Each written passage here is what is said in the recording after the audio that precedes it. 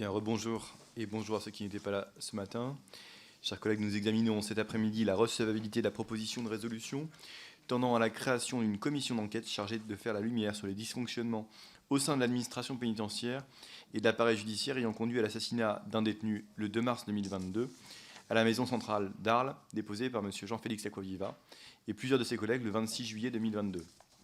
Le président du groupe Liberté Indépendant Outre-mer et Territoire, M. Bertrand Pancher, a décidé de faire usage de son droit de tirage le 3 novembre dernier sur la création de cette commission d'enquête. Dans ces conditions, en application de l'article 140 alinéa 2 du règlement, la commission se prononce uniquement sur la recevabilité de la proposition de résolution et non sur son opportunité. Par ailleurs, notre décision s'imposera puisqu'il n'est pas prévu d'examen en séance dans ce cadre. Et nous avons désigné comme rapporteur sur cette recevabilité de la commission d'enquête Mme Caroline Labadie, qui a immédiatement la parole. Merci beaucoup, Monsieur le Président. Mes chers collègues, Monsieur Jean-Félix Acquaviva a effectivement déposé une proposition de résolution tendant à la création d'une commission d'enquête, je cite, « chargée de faire la lumière sur les dysfonctionnements au sein de l'administration pénitentiaire et de l'appareil judiciaire ayant conduit, je cite toujours, à l'assassinat d'un détenu le 2 mars 2022 à la maison centrale d'Arles ».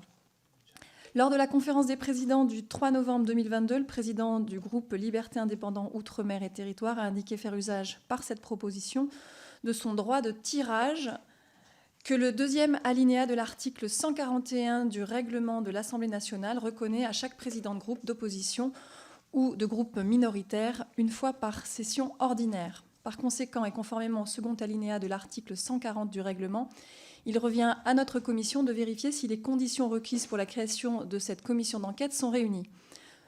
Cependant, je rappelle qu'il ne nous appartient pas, et Monsieur le Président vient de l'indiquer également, de nous prononcer sur l'opportunité d'une telle création.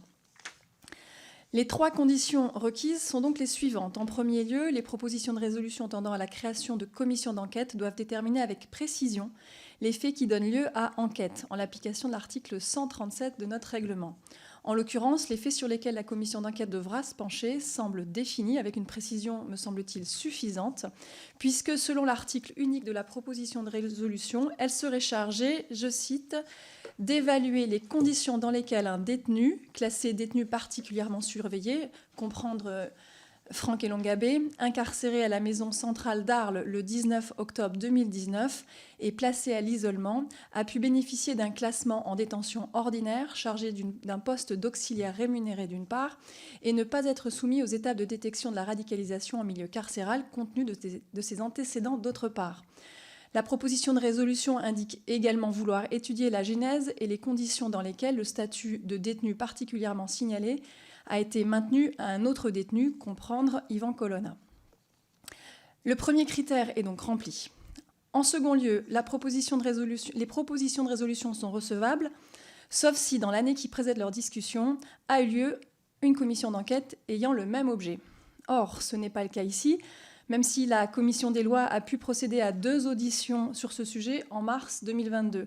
Pour rappel, l'une auditionnait le DAP, le directeur de l'administration pénitentiaire Laurent Ridel, et une autre, 2 semaines plus tard, nous auditionnions les 2 chefs d'établissement, anciens et nouveaux, de la maison centrale d'Arles. La proposition de résolution remplit donc le deuxième critère de recevabilité.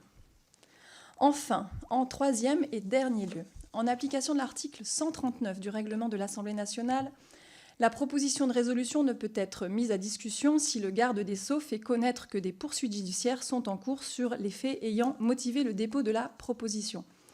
Le troisième alinéa du grand 1 de l'article 6 de l'ordonnance du 17 novembre 1958 prévoit même que la mission d'une commission d'enquête déjà créée prenne fin dès l'ouverture d'une information judiciaire relative aux faits sur lesquels elle est chargée d'enquêter. Interrogé par le président de l'Assemblée nationale, le gouvernement lui a fait savoir, dans un courrier du 24 octobre 2022 signé de Madame la Première ministre, que le périmètre de la commission d'enquête envisagée est susceptible de recouvrir pour partie une procédure judiciaire en cours. En effet, le parquet national antiterroriste a ouvert le 6 mars 2022 une information judiciaire du chef de tentative d'assassinat en lien avec une entreprise terroriste, étendue par réquisitoire supplétif le 22 mars 2022, suite au décès d'Yvan Colonna, au chef d'assassinat en relation avec une entreprise terroriste.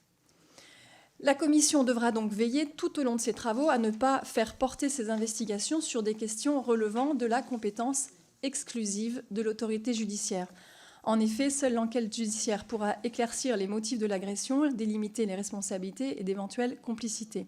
La commission d'enquête, si elle s'en tient à son objet clairement défini que je vous ai lu à l'instant, ne portera donc pas sur des questions relevant aujourd'hui de l'autorité judiciaire.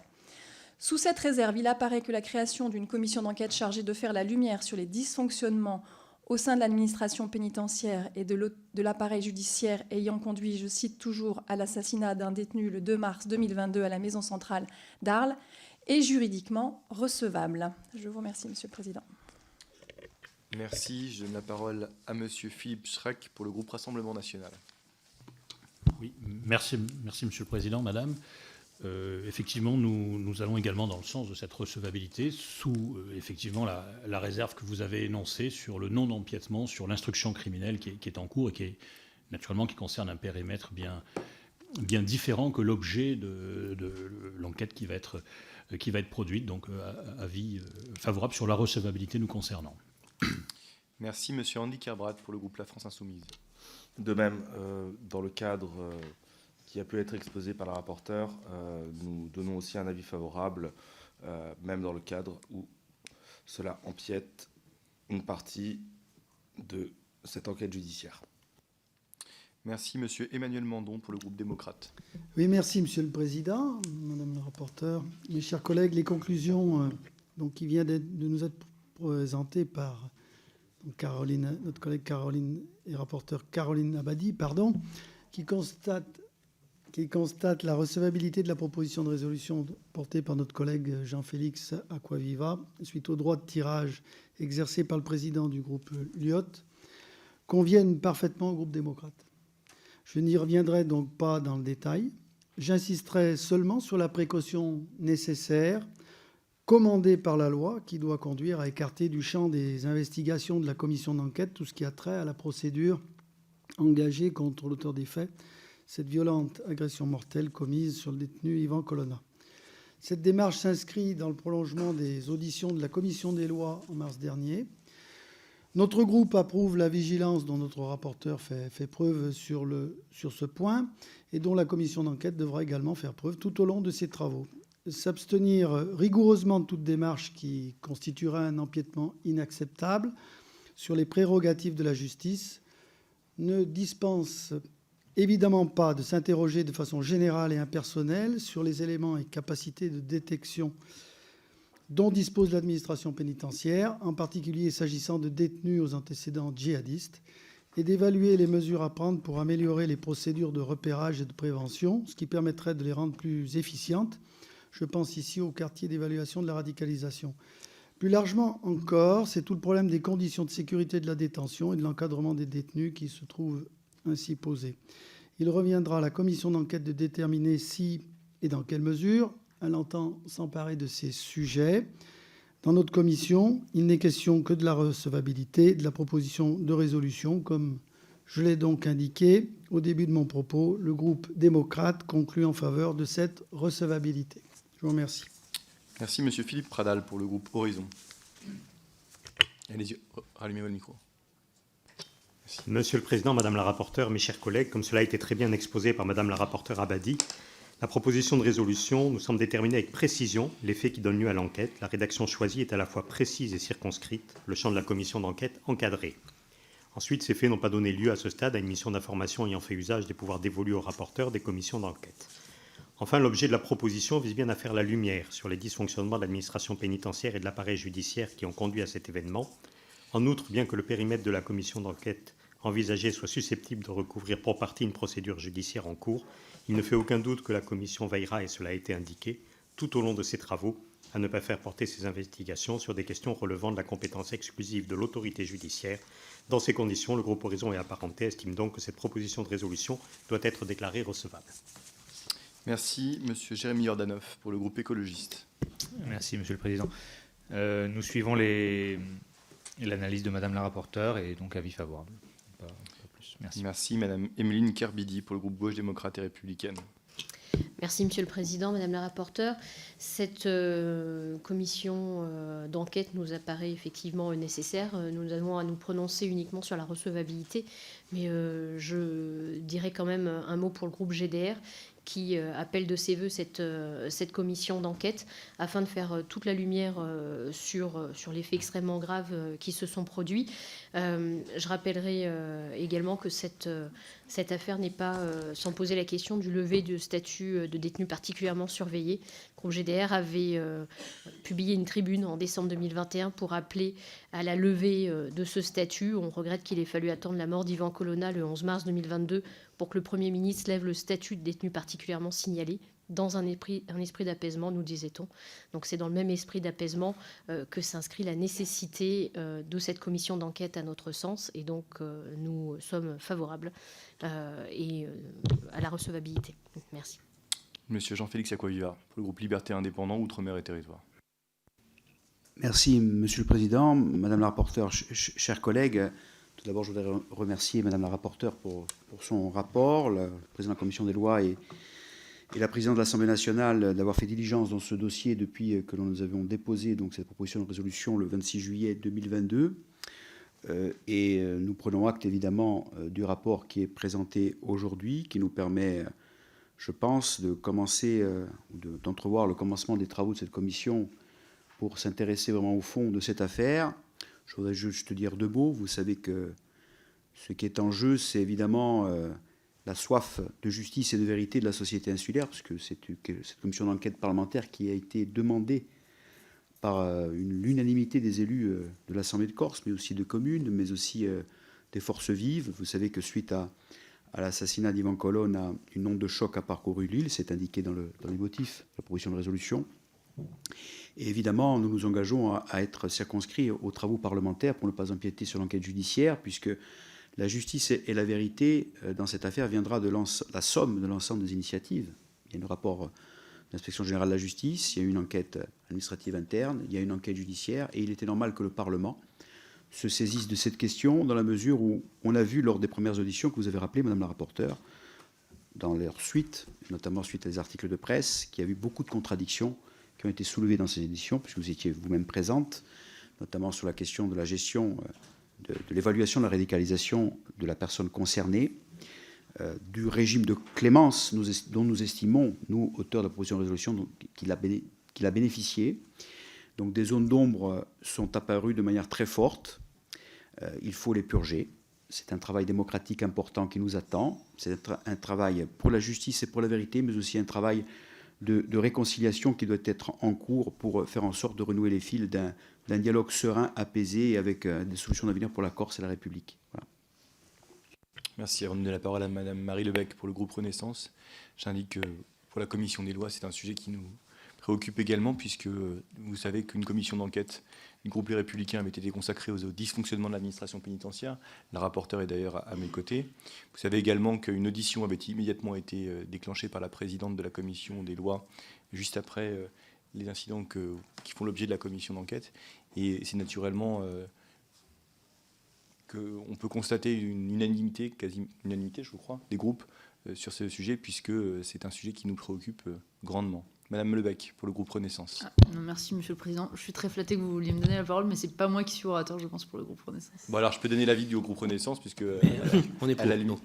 On est pour. Voilà. Donc favorable également. Madame la rapporteure, devant tous ces avis favorables, est-ce que vous voulez rajouter un mot? Non, merci. Eh bien, alors, je devine le vote qui sera le vôtre, mais je passe quand même au vote. Nous allons prononcer sur la recevabilité de la proposition de résolution. Qui vote pour? Qui vote contre? Elle est donc adoptée à l'unanimité. Je vais vous proposer une suspension dès lors que le rapporteur Ciotti n'est pas disponible avant 15h15. Et donc nous reprendrons nos travaux à ce moment-là.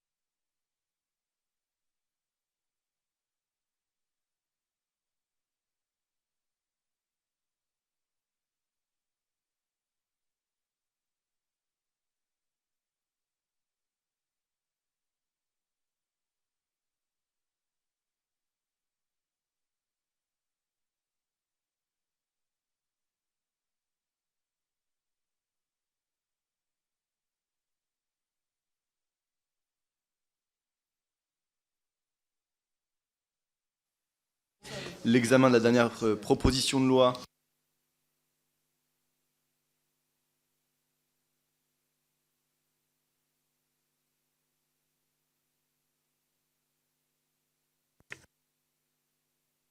Décidément. Monsieur Philippe Pradal, vous avez la parole pour le groupe Horizon sur cette dernière proposition de loi. Monsieur le Président, Monsieur le rapporteur, chers collègues, comme tout droit, notre droit concernant l'expulsion des étrangers, dont je rappelle qui vise la situation particulière des étrangers qui menacent l'ordre public et qui sont en situation régulière sur notre territoire, peut être amélioré et son efficacité peut sans doute être interrogée. L'exposé des motifs qui a été rappelé par notre collègue Schellenberger a fait un exposé des attentats terroristes qui ont touché notre territoire, visant des étrangers qui souvent étaient en situation régulière sur le territoire. Et en tant qu'élu niçois, vous comprendrez que j'ai été touché par cette évocation des attentats terroristes. Le terrorisme a en fait 3 vues. Il vise à nous tuer, il vise à nous blesser et il vise à nous faire douter.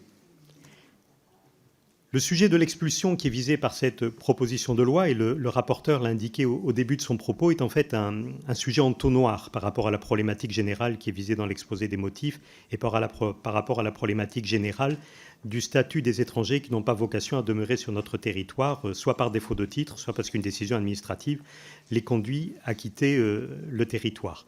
Les décisions d'expulsion, ça a été dit, que sont des décisions administratives à la main soit des préfets, soit du ministre de l'Intérieur, et la fixation de leur pays de destination, sont des outils à disposition des autorités administratives absolument indispensables. La question qui peut se poser, c'est est-ce que la création d'une nouvelle juridiction est la bonne réponse? La granulométrie de ces décisions a été donnée, un nombre régulièrement inférieur à 500, voire à 400 par an, et des exécutions qui sont encore plus limitées. Actuellement, ce contentieux, comme le contentieux général des étrangers, est confié aux tribunaux administratifs, qui sont aussi, il faut le rappeler, ça a été dit de différentes façons par d'autres interlocuteurs, des juges de proximité. Ils connaissent la réalité du territoire dans lequel la personne faisant l'objet de cette mesure administrative vit, et je pense qu'ils sont en mesure d'apporter des éléments de compréhension et de connaissance du dossier, de nature à apporter la juste appréciation sur des décisions administratives qui, et c'est le principe de l'état des droits, ont la possibilité à être renforcées. Alors je crois que la bonne réponse qui peut être apportée, s'il y a une bonne réponse sur ce sujet-là, au-delà de ce qui était mentionné dans la proposition de loi, c'est très certainement renforcer les moyens, et cela a commencé à être fait par la LOPMI, à disposition des forces de sécurité, notamment en matière de renseignement. Car nous sommes bien d'accord, constater la réalisation d'actes n'est certainement pas l'objectif. L'objectif est de les prévenir, l'objectif est de les déjouer, l'objectif est de mettre en place des solutions administratives et judiciaires permettant que des actes ne soient pas commis et que notamment les étrangers qui sont sur le territoire français et qui présentent une menace pour l'ordre public en soient éloignés. C'est donc l'objectif de renforcer les moyens en vue de prononcer ces décisions qui doit être à notre sens poursuivi. Au-delà de ce point, la question qui se pose, et cela a été visé par le rapporteur et par différents intervenants, c'est le temps que la complexité juridictionnelle peut apporter et la complexité des procédures pour le traitement des décisions en cas de recours. Mais là, je crois qu'aussi la question de créer une juridiction spécialisée issue des rangs du Conseil d'État pour statuer de façon plus rapide sur ces sujets est probablement une réponse seulement partielle, puisque la question qu'il faudrait peut-être se poser, c'est l'existence, dans la mesure où une décision d'expulsion a été prise, de mesures de rétention à titre conservatoire permettant de s'assurer de la personne dans l'attente qu'il soit statué judiciairement par l'ordre administratif sur sa position. C'est pour cela que nous pensons que si des sujets apportés tant par ce texte que par les interventions précédentes posent des questions, c'est certainement un travail plus global qui est à conduire sur la situation des étrangers dont le territoire français souhaite les voir éloignés. Et en l'état, le groupe Horizon et Apparentés s'opposera à l'adoption de cette proposition de loi. Monsieur Jérémy Yordanov pour le groupe écologiste. Merci, Monsieur le Président. Monsieur le rapporteur, je trouve cette proposition de loi abjecte. Elle m'inspire un profond dégoût. Vous êtes en plein congrès et vous vous servez du terrorisme. Je veux apporter ici tout mon soutien aux familles des victimes. Et je veux dénoncer l'instrumentalisation indigne que vous faites. Vous osez revenir, par votre proposition, sur des droits fondamentaux et sur des équilibres, des grands équilibres de notre justice. J'ai bien entendu également que vous aviez défendu, dans un autre contexte, il est vrai, le droit du sang. Ce n'est évidemment pas l'idée que je me fais de notre République, ce n'est pas l'idée que je me fais de l'universalisme français. Vous vous revendiquez de la République, vous vous revendiquez de De Gaulle, mais vous avez une vision étriquée de la France. Le droit du sol et l'état de droit ne sont pas des jouets.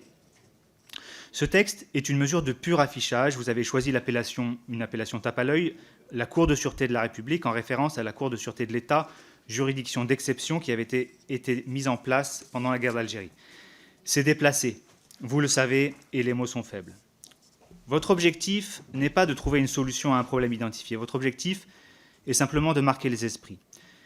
Les étrangers qui constituent une menace pour notre sécurité sont déjà expulsés ou le seront après avoir purgé leur peine. L'idée selon laquelle le contentieux actuel freinerait par sa complexité la mise en œuvre d'une expulsion est fausse. Ni la saisine des juges du fond, ni celle du Conseil d'État en cassation n'autorise la suspension de l'exécution d'une expulsion. Seule l'utilisation d'une procédure d'urgence le permet, et ce, de manière temporaire et dans des délais très resserrés. 15 jours pour saisir le juge des référés. L'accélération de la procédure contentieuse que vous nous proposez ne répond donc à aucune nécessité. Je veux rappeler aussi que dans notre législation, il y a 3 niveaux d'expulsion, que la majorité d'entre elles est prononcée à l'égard des personnes condamnées pour atteinte à l'intégrité physique, pour trafic de stupéfiants ou récidive d'infractions mineures. Les comportements liés à des activités terroristes représentent une infime partie des hypothèses d'expulsion. Et vous brandissez cette menace comme un motif pour réformer l'ensemble du contentieux des expulsions. Enfin, vous prétendez que les magistrats des tribunaux administratifs feraient structurellement obstacle à l'efficacité du droit des expulsions. Il n'y a pas mieux pour jeter le doute sur la justice administrative. Vous lui reprochez de se laisser distraire par la recherche d'un équilibre entre la sauvegarde de l'ordre public et la protection de la vie privée et familiale consacrée par notre Constitution et par la Convention européenne des droits de l'homme, même si je sais que sur certains bancs ici, certains n'en ont que faire. Pour le dire autrement, vous voulez en finir avec le contrôle de proportionnalité qui est pourtant la marque de l'état de droit. Autant d'amateurisme, monsieur le rapporteur, ça n'est pas digne. Les écologistes voteront contre ce texte et le dénoncent de bout en bout. Je vous remercie. Enfin, monsieur David Riemann pour le groupe Gauche démocrate et républicaine.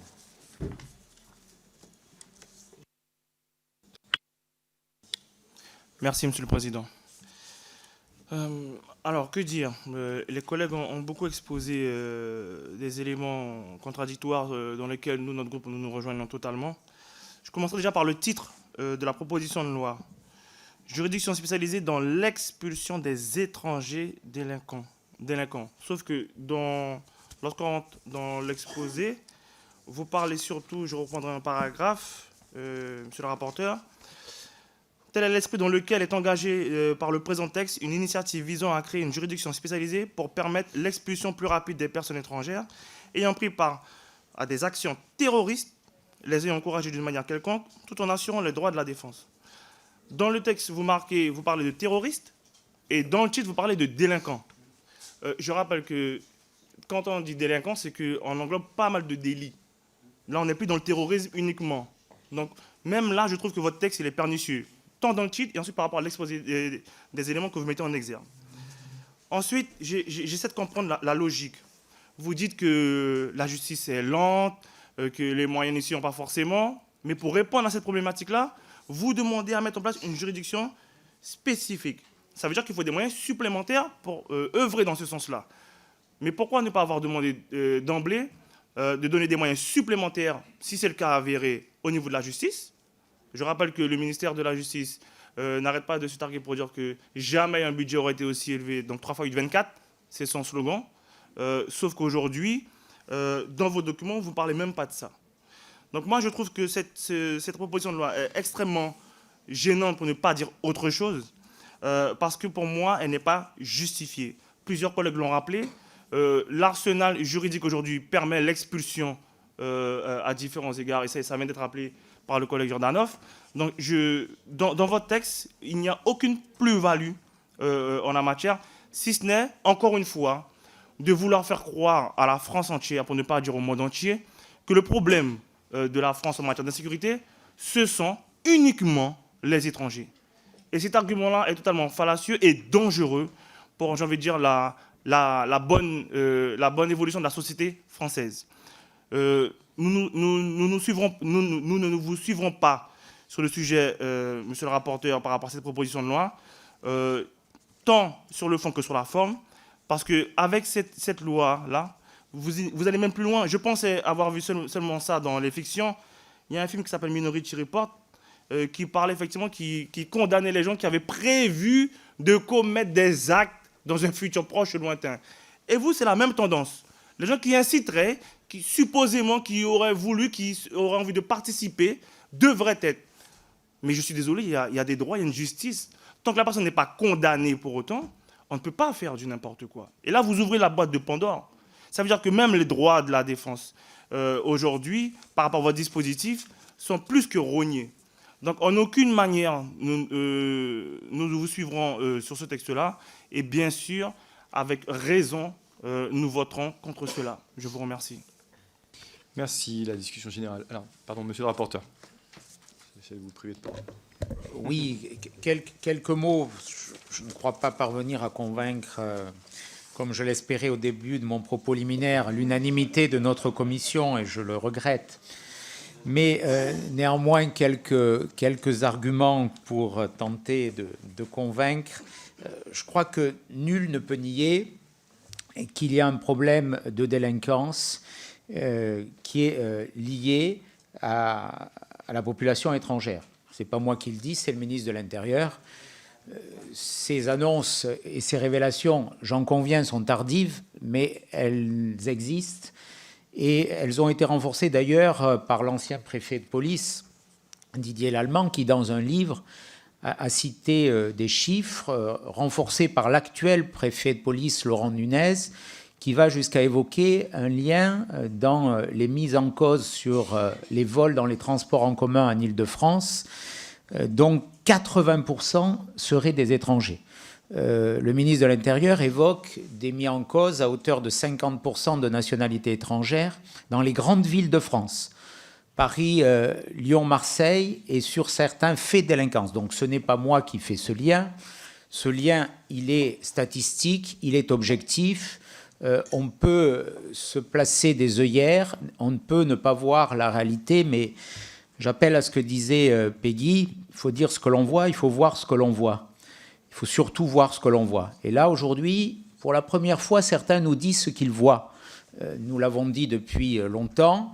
Et je crois que ce lien, il faut, l'établir, c'est une réalité statistique. 2, il faut en tirer les conséquences.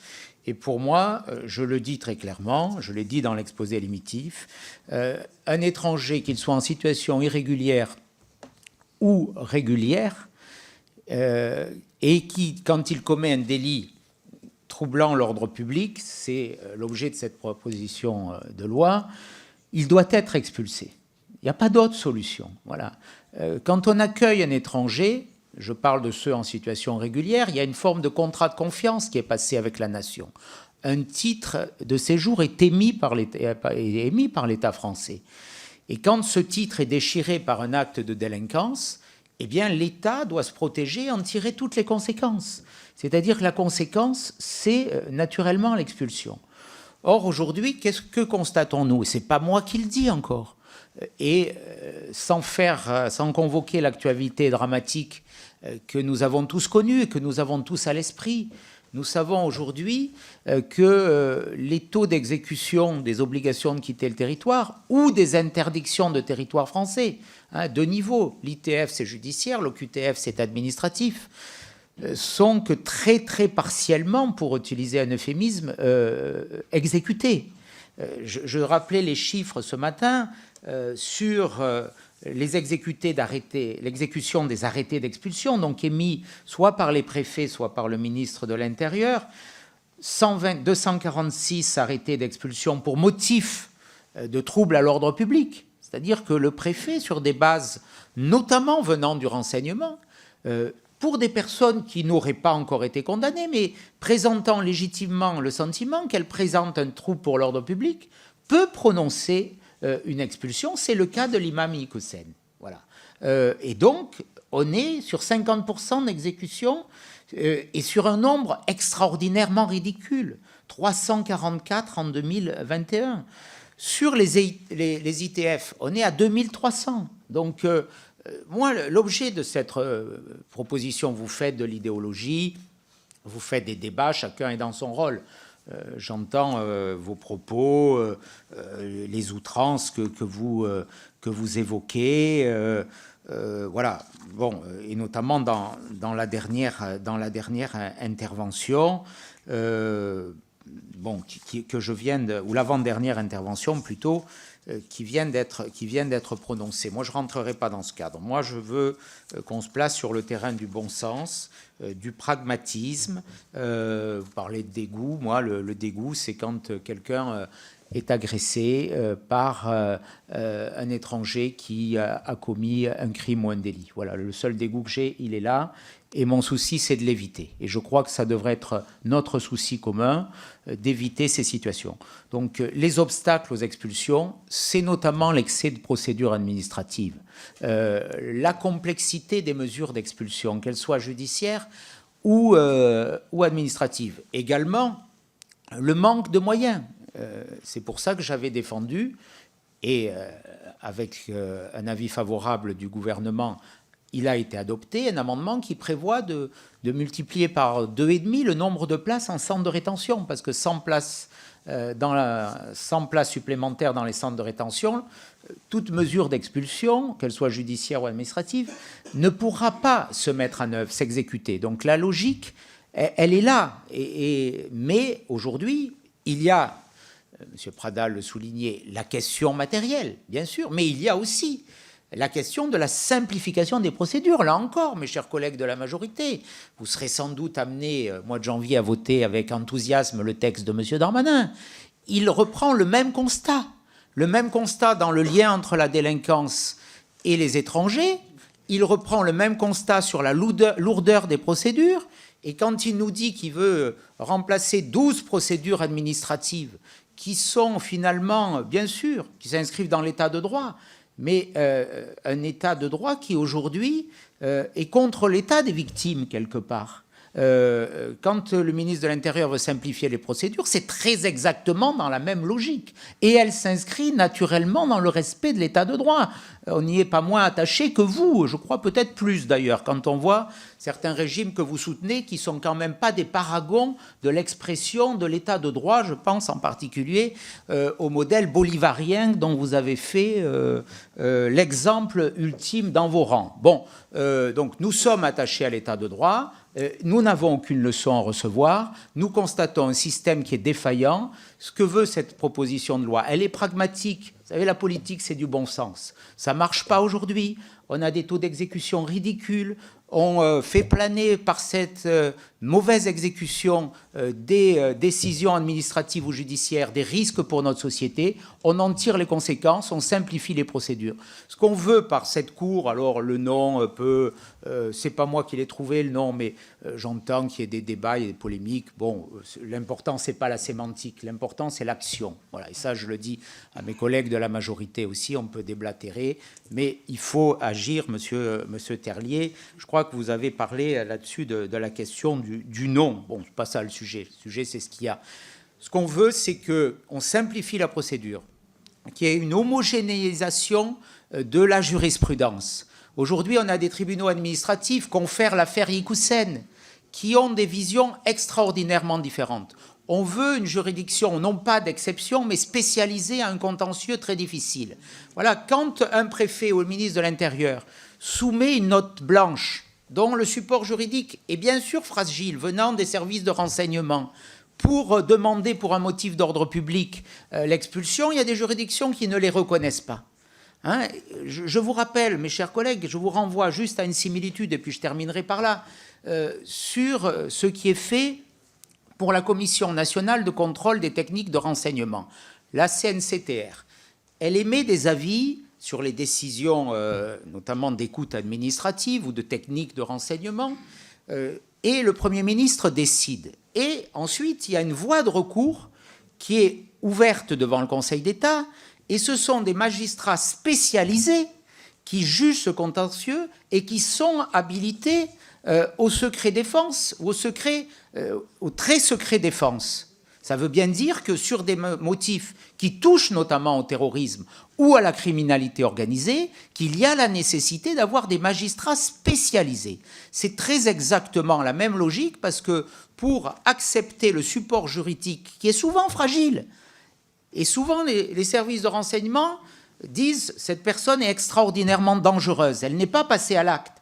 Mais vous, ce que vous voulez, c'est qu'on intervienne après qu'elle soit passée à l'acte. Nous, ce que nous voulons, c'est qu'on facilite les procédures pour éviter qu'elle passe à l'acte. Et que donc l'expulsion ait lieu préalablement. Voilà globalement ce que je voulais répondre, je crois, à tous les orateurs qui sont intervenus, et je les en remercie. Merci, monsieur le rapporteur. La discussion générale est close. J'appelle l'amendement de suppression de l'article 1. Monsieur Kerbrat. Donc, par cet amendement, le groupe LFI-NUPES refuse la création d'une nouvelle juridiction administrative d'exception pour juger de l'éloignement des étrangers délinquants. Bon, j'ai un peu de mal avec les mouvements politiques qui donnent des leçons sur l'international quand on trouve que tout n'était pas rejeté chez Donald Trump, ou bien qui trouvaient, il y a un peu plus d'un an, qu'il fallait tendre la main au gouvernement de M. Poutine. Mais ce n'est pas le sujet tellement de cet amendement et de ce texte. Il y a plusieurs raisons, collègues, pour lesquelles il faut s'opposer à ce texte. Déjà, ces procédures d'expulsion, même si elles ne satisfassent pas M. Ciotti, existent. Elles ne vont peut-être pas à la vitesse arbitraire que souhaiterait M. Ciotti, mais elles existent. Elles correspondent à des éléments qui sont déjà dans notre état de droit. Deuxièmement, le flou.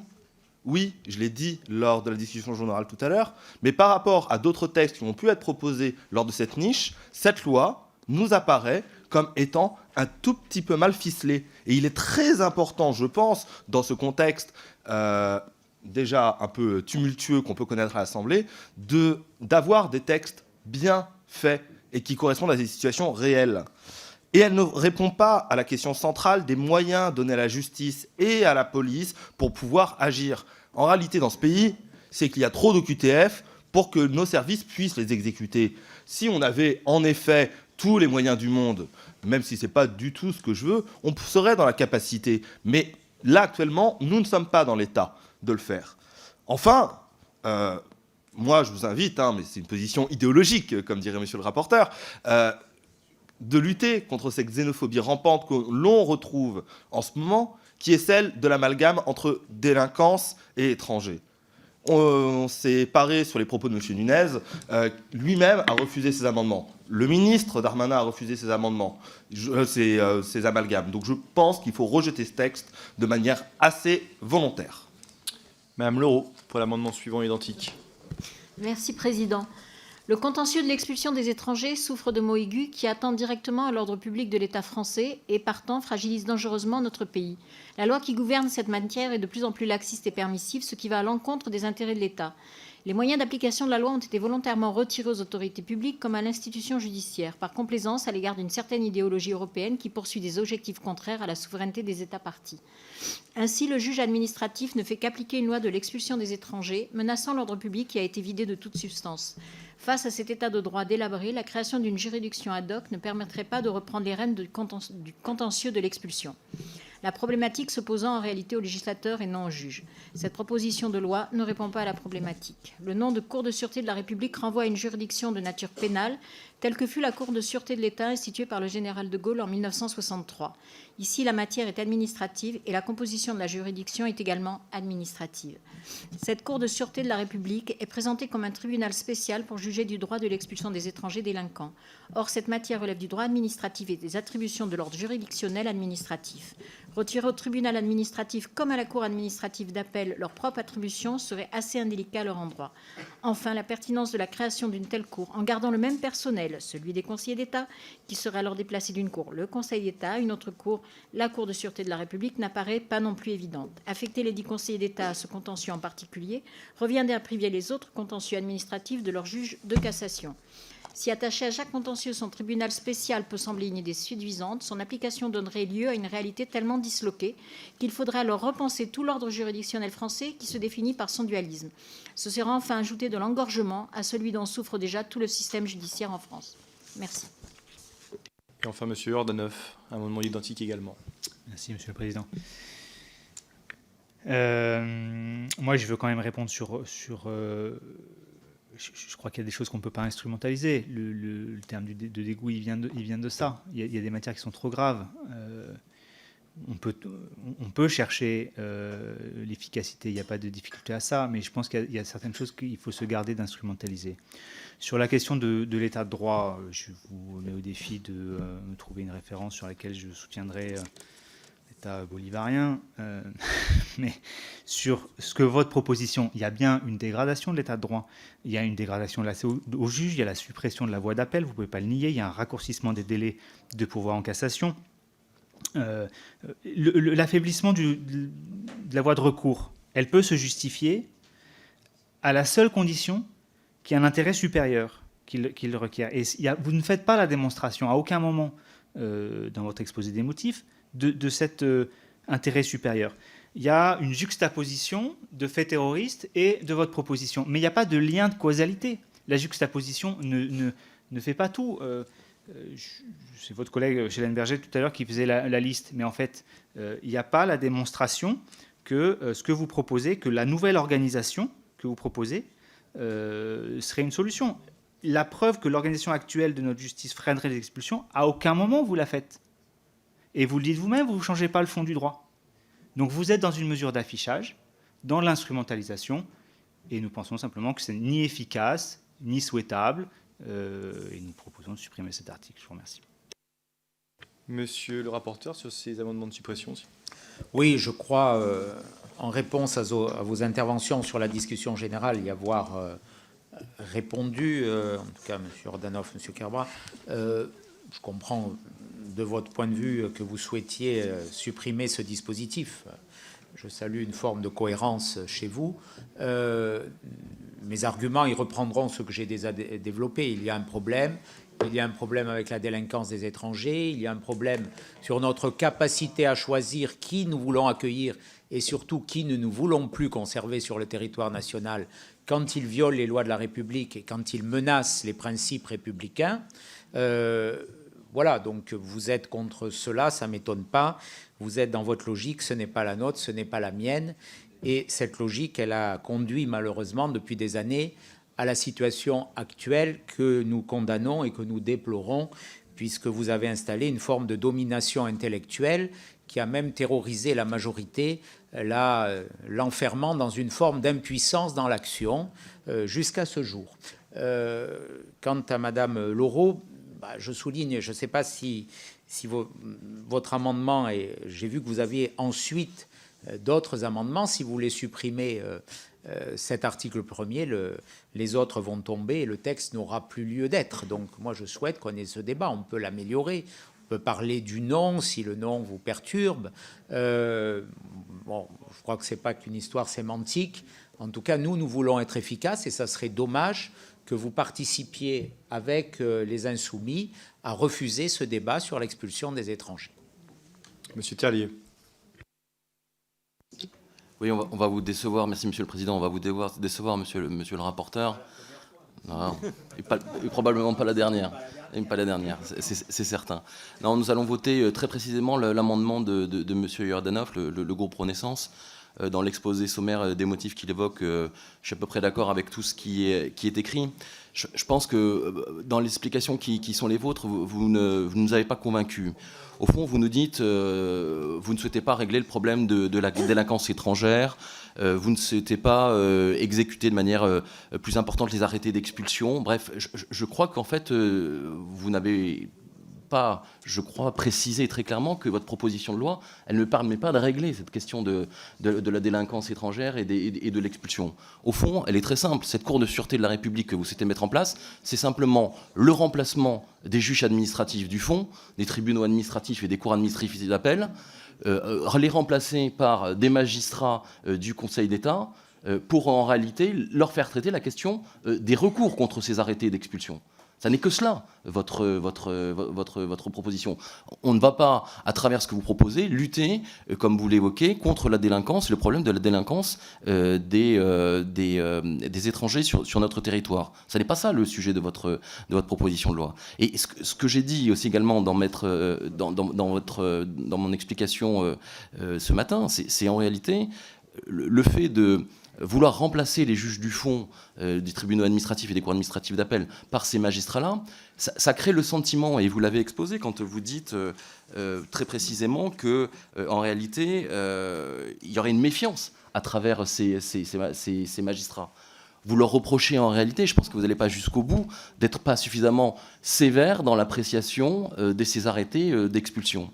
Et je crois que pour toutes ces raisons, outre le fait aussi également que le nom que vous souhaitez donner à cette juridiction d'exception dérange, je crois que ça a été choisi à dessein, ou alors en tout cas si ça n'a pas été fait exprès, c'est une énorme maladresse, mais je crois que d'une part, le fait que vous vouliez remplacer ces magistrats en mettant en cause leur impartialité et la manière dont ils apprécient ces arrêtés d'expulsion, d'une part, et puis d'autre part, les raisons qui ont été évoquées à travers le nom que vous souhaitez donner à cette juridiction sont de nature à ce qu'on n'a eu pas plus avant dans l'appréciation de cette proposition de loi, et donc nous voterons l'amendement CL18. Monsieur le rapporteur. Donc, quelques mots, monsieur Terlier. Je ne peux pas vous laisser dire que cette proposition de loi met en cause les magistrats. D'abord, ni que nous voulons les remplacer. Je souligne, vous ne l'avez peut-être pas mesuré, mais que nous proposons que ce soit des conseillers d'État qui sont au sommet de la hiérarchie de la magistrature administrative. Donc, les conseillers d'État, sauf erreur de ma part, sont tout autant magistrats que des membres des tribunaux administratifs. Ils sont d'ailleurs dans le même corps. Voilà. Donc, ce seront toujours des magistrats et ce sont ceux qui sont au sommet de la hiérarchie du droit avec un objectif, c'est que les jurisprudences soient harmonisées et qu'on n'ait pas, selon chaque territoire, des décisions qui sont différentes selon les appréciations des tribunaux administratifs. Et donc, ce n'est pas un acte de défiance envers les magistrats. Au contraire, nous voulons simplement que la jurisprudence administrative soit mieux homogénéisée, mieux unifiée et qu'elle n'ait pas des visions parcellaires en fonction des territoires. Nous voulons ensuite que ces procédures soient plus rapides, simplifiées. Il y aura un échelon de recours de moins, mais il y aura la possibilité pour les personnes concernées de se pourvoir en cassation devant le Conseil d'État, ce qui est aussi une garantie pour les personnes qui feraient l'objet de ces arrêtés d'expulsion du territoire national. Donc on reste dans un cadre qui est celui de l'état de droit. Je crois même qu'on le renforce avec des magistrats qui auraient une connaissance précise, homogène, du contentieux de l'expulsion, qui est un contentieux spécifique. Mais voilà, je suis persuadé, mes chers collègues de la majorité, et ça ne sera pas la première fois que ce que vous opposez avec zèle aujourd'hui, vous l'approuverez avec le même zèle au mois de janvier ou de février, lorsqu'il viendra de M. Darmanin. Bon, peu importe, l'essentiel c'est que ça soit approuvé. Mais à un moment, je vous appelle à la cohérence et je souligne, M. Pradal, que vous allez voter avec les insoumis contre des mesures qui faciliteront l'expulsion des délinquants étrangers. Bien. Et donc je mets au voie ces amendements de suppression. Qui vote pour? Qui vote contre? L'amendement de suppression de l'article 1er est adopté. Alors, tous les amendements de l'article tombent. Il reste l'amendement de Madame Leroux, le 17. A priori, il est sans objet, mais... Vous voulez le retirer ou... Allez-y, dites-le, précisez ce que c'est au micro. Il s'agit de combler une lacune de la proposition de loi. Ces auteurs ont manifestement oublié que le droit de l'entrée et du séjour des étrangers est soumis dans 6 de nos collectivités d'outre-mer, Saint-Barthélemy, Saint-Martin, Nouvelle-Calédonie, Polynésie française, Wallis-et-Futuna, Terre australe et Antarctique française, au principe de spécialité législative, sans mention expresse d'application de ces territoires. La présente loi ne s'y appliquerait donc pas, ce qui aurait pour effet accidentel d'y maintenir la compétence juridictionnelle actuelle. Le présent amendement vise donc, quelle que soit l'architecture juridictionnelle finalement retenue, à l'uniformiser sur l'ensemble du territoire national. Ouais, je disais qu'il était sans objet puisque l'article 1er avait été supprimé. Absolument. Vous voulez le maintenir ou retirer? Comme vous voulez, dites-moi. Je le retire. Il est retiré. Je mets aux voix le gage, c'est-à-dire l'article 2, qui vote... Comment? Oui. Qui vote pour? Qui vote contre? Alors, il faut que quelqu'un vote, par contre. Qui vote pour? Qui vote contre? Donc, l'article 2 est rejeté. Et donc, la proposition de loi, il n'y a pas lieu de procéder à un vote. Je vous remercie et je vous dis rendez-vous jeudi prochain pour ce qui concerne la journée réservée au groupe Les Républicains et demain dans l'hémicycle pour les textes qui ont été examinés la semaine dernière pour la journée réservée à la France Insoumise. À ma connaissance, nous n'avons pas de réunion de... Ah si, pardon. Si, alors, pardon.